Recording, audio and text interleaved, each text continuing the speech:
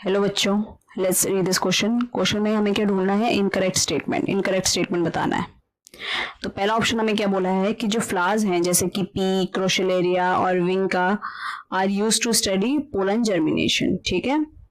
और फिर second option में क्या बोला है कि जो पोलन ग्रेन है वो हमेशा 3 सेल कंडीशन में ही शेड करते हैं। Third is emasculation is not needed if the female parent produces unisexual flowers.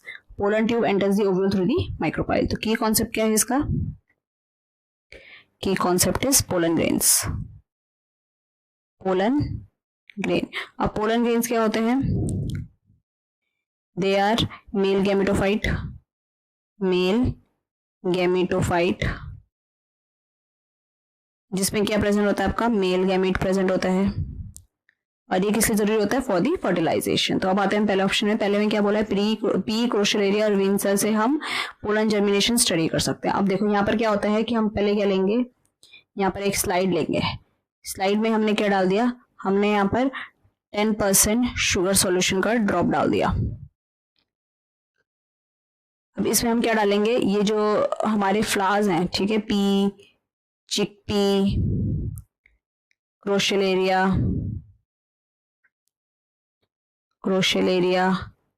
Vinka, balsam.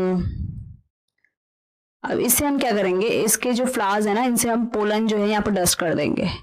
Pollen हमने यहाँ पर डस्ट कर दिया और उसके बाद 15 to 30 मिनट्स के बाद हम क्या करेंगे? इसको हम माइक्रोस्कोप में देखेंगे, लाइट माइक्रोस्कोप में हम इसको ऑब्जर्व करेंगे। उसमें हमें क्या दिख जाएगा? उसमें हमें पोलन ट्यूब्स दिख जाएंगी। Pollen tubes coming from your pollen grain. तो हमारा ये वाला ऑप्शन तो सही है। ठीक है, हमारा फर्स्ट ऑप्शन इज करेक्ट। मगर हमें इनकरेक्ट ढूंढना है तो इसको हटा देंगे। फिर दूसरा ऑप्शन बोला है कि जो पोलन ग्रेन है हमेशा 3 सेल कंडीशन में शेड होते हैं। जो पोलन ग्रेन होता है ना, पोलन ग्रेन जो होता है वो 2 सेल, 2 सेल और 3 सेल दोनों कंडीशन में शेड हो सकता है। ठीक है, 2 सेल में होगा तो उसमें क्या होगी? एक वेजिटेटिव होगी सेल और एक जनरेटिव होगी। तो वो क्या करके डिवाइड करके 2 सेल्स बना देगी, 2 मेल गैमीट बना देगी। ठीक है, इसको हटा देते हैं। फिर 3 सेल में क्या होता है? इसमें ऑलरेडी पहले से 2 मेल गैमीट होती हैं। फिर आता है हमारा ये वाला ऑप्शन, तो हमारा इनकरेक्ट हो गया क्योंकि हमेशा बोला है कि हमेशा 3 सेल कंडीशन में, जो कि सही नहीं है। तो इसको हमारा इनकरेक्ट हमें ढूंढना है, वही हो गया हमारा। ठीक है, फिर थर्ड ऑप्शन में देख लेते हैं। Emasculation is not needed if the female parent produces unisexual flowers. अब देखो इमेंस्कुलेशन क्या होता है? इमेंस्कुलेशन होता है कि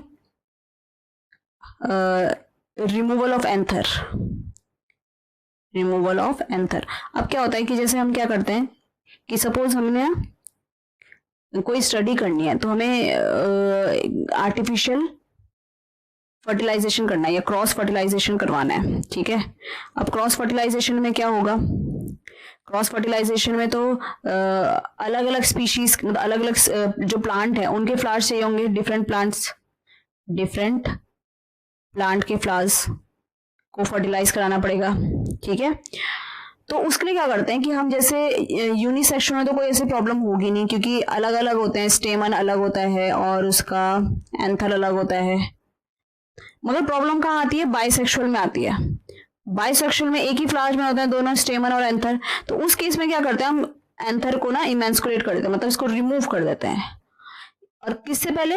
कि अपना जो कंटेंट है उसको रिलीज करने से पहले, ताकि जो एंथर है अपना कंटेंट रिलीज करने से पहले हम उसको पहले हटा देते हैं ताकि वो उसको फर्टिलाइज ना कर सके। तो हमारा ये ऑप्शन क्या बोला है कि नहीं, अगर यूनिसेक्सुअल है तब तो कोई जरूरत नहीं है, बिल्कुल सही है, तो इसको हम हटा देंगे। फिर बोला है कि जो पोलन ट्यूब होती है ओव्यूल में एंटर होती है थोड़ी माइक्रोपाइल। बिल्कुल सही बात है। यहाँ पर जो हमारा माइक्रोपाइल होता है, ठीक है, ये हमारा एम्ब्रियो साइक है, मतलब हमारा जो ओव्यूल है, दिस इज माइक्रोपाइलर एंड है और ये चलेजल एंड है।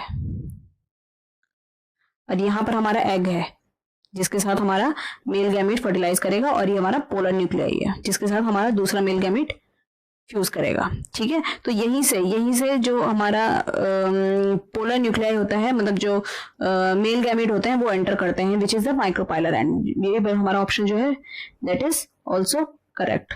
तो हमारा करेक्ट आंसर क्या हो गया? Option B. So I hope you understood it well. All the best.